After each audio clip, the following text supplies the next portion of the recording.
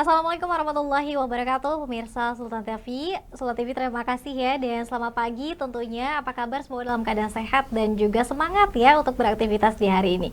Seperti biasa pemirsa, kita kembali menjumpai Anda dalam talk show Bincang hari ini. Nanti kita akan membahas tema yang sangat menarik dan mungkin terdengar sedikit kontroversial ya. Namun nanti kita akan bahas bersama dengan narasumber kita. Sebelum kita membahas tema kita yang sangat menarik di hari ini pemirsa, kita ingatkan kembali untuk Anda yang belum memfollow media sosial kita di Instagram kita di @sultantv.co dan juga @beritasultantv, lalu fanpage Facebook kita di @kreatifsultan dan juga YouTube streaming kita di Sultan TV. Anda juga bisa menyaksikan tayangan kita melalui TV satelit Nin Media di channel 026. Kita akan berangkat dari pertanyaan, apakah sudah tepat ketika penyalahguna narkoba ini diputuskan sebagai hukumannya adalah penjara. Kita akan membahas tema tersebut bersama dengan narasumber kita yang sudah hadir di studio Sultan TV, Bapak Komisaris Jenderal Polisi Dr. Anang Iskandar SH.MH. Assalamualaikum Pak Jenderal. Saya sudah purnawirawan. Assalamualaikum Pak Jenderal. Waalaikumsalam. Sehat? Sehat, Mbak. Selamat pagi. Terima Selamat kasih pagi. banyak Pak Jenderal sudah mau hadir di sini. Tadi nyasar tidak Pak? Enggak sih, ada ada Google Map jadi lebih gampang. Lebih gampang, baik. Beliau ini pemirsa pernah menjabat sebagai Kepala BNN tahun 2012. Iya. Ya, dan kemudian juga Kabareskim Polri pada tahun 2015. 5 sampai 2016. Sampai 2016. Baik, kita akan membahas soal sudah tepatkah ketika para penyalahguna narkoba ini dihukumnya di penjara, Pak Jenderal. Wah, ini sangat menarik. Kalau misalnya pemirsa juga bisa langsung searching, menulis nama Pak Jenderal, ini akan langsung beredar ya tulisan-tulisan yang berbau kontroversi. Baik, silakan Pak Jenderal. Iya, jadi memang pengalaman ya panjang itu memang karena penyalahguna itu menurut saya ya dan menurut undang-undang itu mestinya harus direhabilitasi. Tapi kan faktanya secara empiris kan di penjara. Nah ini yang terus saya perjuangkan, ya kan? Karena apa? Kalau di penjara itu jelas ya kan, negara rugi, ya kan? Berapa biaya makannya, berapa biaya proses penyidikan, penuntutan dan pengadilannya. Hasilnya setelah keluar dari penjara dia kambuh. Pakai lagi. Dia kambuh. Ya kan? Jadi tidak ada untungnya kalau di penjara itu. Nah inilah yang saya perjuangkan supaya negara tidak dirugikan, ya kan? Kemudian yang bersangkutan juga sembuh kalau direhabilitasi. Orang tuanya juga tidak kedodoran. Jadi secara finansial, secara moral tidak dirugikan. Nah itulah kenapa, ya kan? Saya tetap harus mensosialisasikan ini kepada masyarakat dan kepada penegak hukum, ya kan? Karena secara empiris yang nyimpang itu penegak hukumnya. Gitu. Justru malah para penegak hukumnya yang menyimpang dari undang-undang. Iya, dari undang-undang karena dia sedang menggunakan pidana umum, sedang menggunakan KUHP. Coba penjara itu kan dasarnya KUHP. Coba kalau dia berdasarkan undang-undang narkotika, itu jelas di rehabilitasi. Karena tujuan undang-undang ya, tujuan dibuat undang-undang itu menjamin penyalahguna mendapatkan upaya rehabilitasi medis dan rehabilitasi sosial. Dan kewenangan itu diberikan pada hakim. Ya, berdasarkan pasal 103. Salah atau tidak salah kalau dia sedang memeriksa perkara narkotika yang terbukti sebagai penyalahguna, dia wajib menghukum rehabilitasi. Gitu. Wajib. Nah inilah yang terus saya perjuangkan. Ini sejak saya jadi Kepala BNN ya, sebelumnya juga sudah diperjuangkan. Saya jadi Kapus Cegah, kemudian Kepala BNN-nya Pak Guris Mire, itu sudah diperjuangkan. Tapi sampai sekarang ternyata penyalahguna masih di penjara. Di penjara. Nah sekarang ini sesungguhnya negara sudah kebobolan, rugi. Overkapasitas itu sudah 100%. Ini anomali.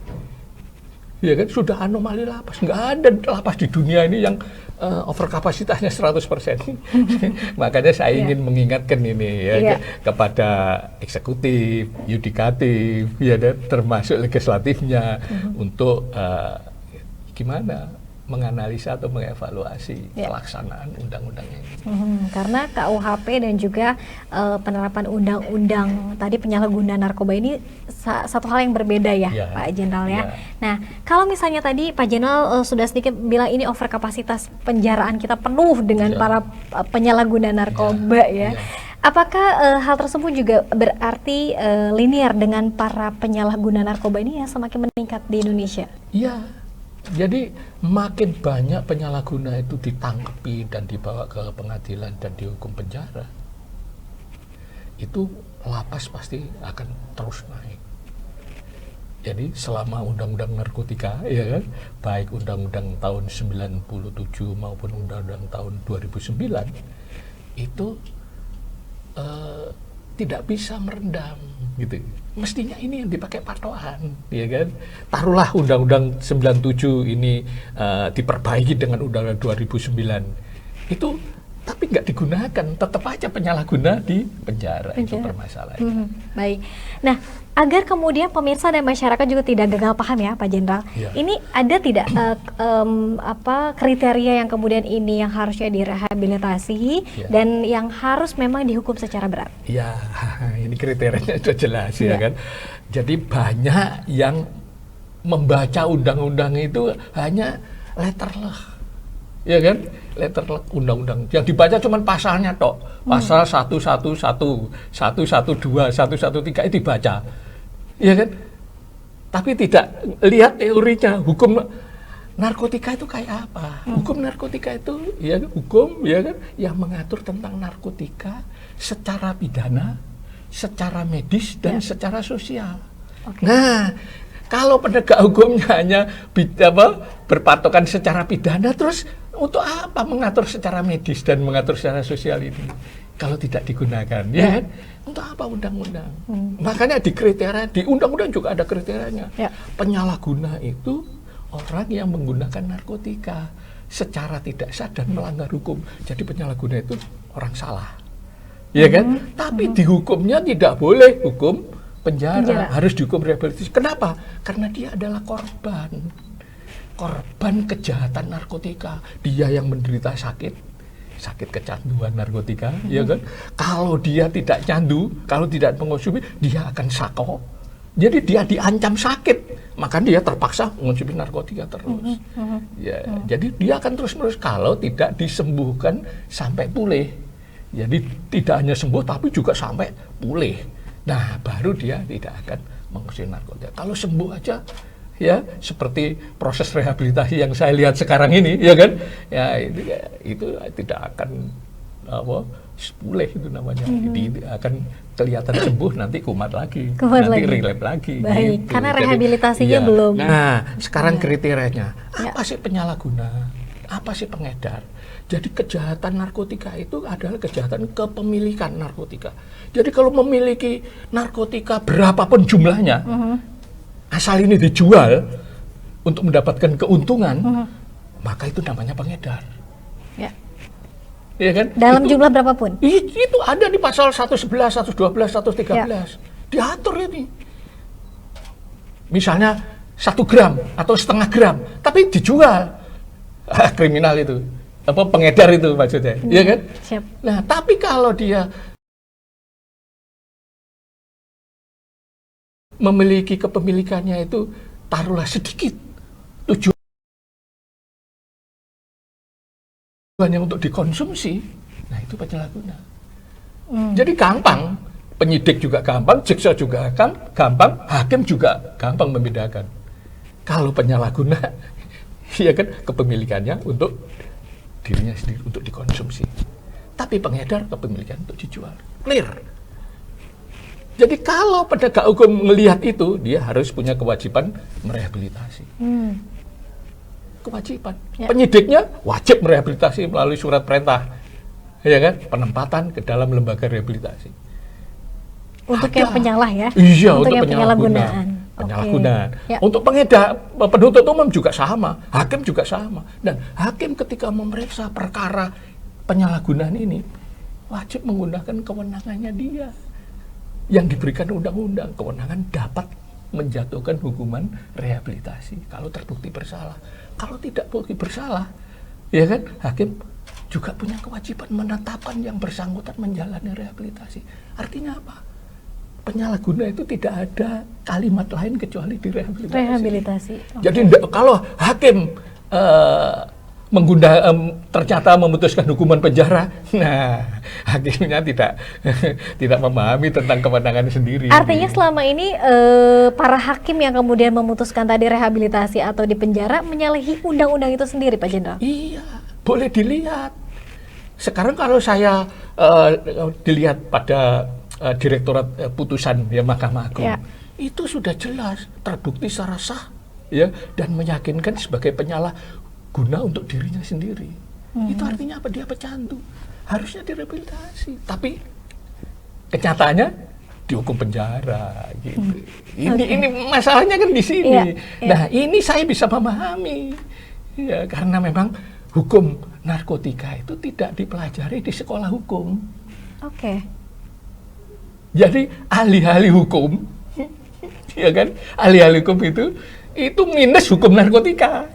Jadi sedangkan dia memutuskan masalah narkotika, akhirnya ya udah ngelundung aja. Biasanya gimana? Penjara, ya udah di penjara.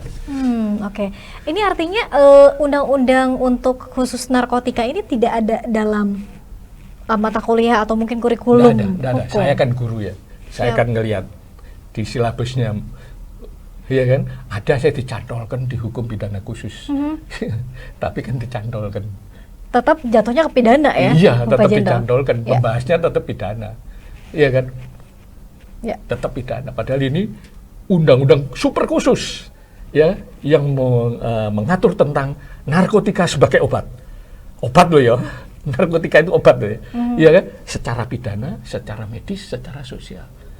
Tapi di tangan penegak hukum yang ya kan belajar hukum pidana, maka dia akhirnya di penjara. Oke. Ini berbeda ya. Tadi sudah jelas Pak Jenderal menyebutkan ini sudah ada kriterianya, penyalahguna ini direhabilitasi. Sementara kalau untuk pengedar, pengedar ya tadi kepemilikan untuk dijual. Iya. Ya. Karena ingat, masalah narkotika adalah masalah bisnis, demand and supply, ya kan? Adanya supply itu karena demandnya banyak.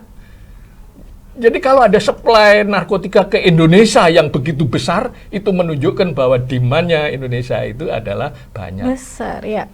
Oke. Jadi siapa demandnya ini? Nggak ada orang mengkonsumsi narkotika kecuali penyalahguna narkotika. Ya. Kita yang sehat-sehat, ya kan, tidak akan mengkonsumsi narkotika, tidak akan, ya kan, semua kita waras, nggak mungkin. Nah, bagaimana orang mengkonsumsi narkotika itu? Mereka untuk pertama kali karena dibujuk, dirayu, ditipu, diperdaya, dipaksa menggunakan narkotika. Nah, baru dia menggunakan narkotika untuk pertama kali. Ya, dan sebagai korban. Inilah yang disebut sebagai korban penyalahgunaan narkotika. Nah, ya kan, mengkonsumsi narkotika pertama. Nah, kalau dia keterusan, ya kan, dia akan jadi pecandu. Nah, pecandu dan korban penyalahgunaan narkotika itu menurut undang-undang wajib menjalani rehabilitasi. Ada pasalnya, itu pasal 5. Kalau ke depan ketika misalnya dia kecanduan, kemudian tidak bisa membeli obat tersebut, kemudian menjadi pengedar, beda meneh ini. Ya, itu beda lagi ya. Iya, beda lagi. Sejarahnya, jadi ada yang merangkap. Tapi ingat, ada dua secara sosiologis ya. Kalau dia asalnya dari penyalahguna kemudian jadi pengedar, itu karena kebanyakan untuk kepentingan individu. Dikonsumsi sendiri. Dikonsumsi sendiri. Penyalahguna dan menjadi pengedar. Lama-lama misalnya begini, dia menyalahgunakan sudah nggak punya uang, orang tuanya sudah sudah jatuh miskin gitu ya. Akhirnya tidak bisa, makanya dia akhirnya jadi pengedar. Nah, adalah bisnis namanya sistem kecil-kecilan ya, 10 klip, ya kan. Kemudian kalau dia bisa menjual, maka dia akan dapat untung ya 2 klip untuk dirinya sendiri. Kalau orang ini ditangkap, ya kan, maka dia lebih berat direhabilitasi. Orang ini harus seperti itu. Tapi beda kalau pengedar kemudian terbius, tertipu, ya kan, menjadi penyalahguna. Oke. Nah, ini harus penjara, ya kan, dan hukuman tambahan yang berupa rehabilitasi. Oke. Nah, hukuman tambahan. Jadi kalau di sini ini harus rehabilitasi, Ya. ya. Boleh nggak orang yang diberikan hukuman tambahan penjara? Boleh-boleh saja. Tapi kok ya kebangetan, ya kan? Orang Siap. jatuh ke timpa tangga, ya kan? Kalau merangkap loh ya, ini Ya. merangkap. Kita tidak boleh, ya kan, menganggap bahwa semua penyalahguna itu merangkap pengedar. Ya. Banyak contohnya, ya kan?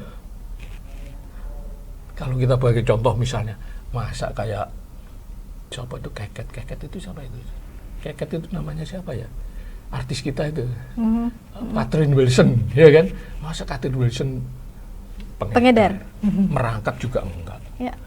Dia, ya taruhlah dia ibu muda gitu ya, atau mungkin remaja kita muda, kemudian mengkonsumsi narkotika karena sesuatu mungkin awalnya ditipu, ya kan, kemudian kebablasan, kemudian ditangkap, masuk di penjara. Ditangkap untuk direhabilitasi Iya, ya, Pak ditangkap, Jenderal harusnya ya. direhabilitasi. Ya. Ya kan, dihukumnya juga dihukum rehabilitasi, tapi ingat, menghukum rehabilitasi itu negara rugi gitu. Ya. Jadi, Oke, iya. Pak Jenderal, nanti kita akan lanjutkan lagi. Ini semakin menarik ya, dan semoga ini bisa menjadi satu pencerahan ya untuk kita bersama. Bukan hanya untuk kita, tapi ternyata para hakim juga ya. Ternyata sampai saat ini kemudian yang salah menjatuhi hukuman kepada para penyalah narkotika ya, Pak Jenderal ya. Baik, nanti kita akan lanjutkan lagi Pak Jenderal pembicaraan kita. Pemirsa tetap bersama kami tentunya dalam bincang hari ini.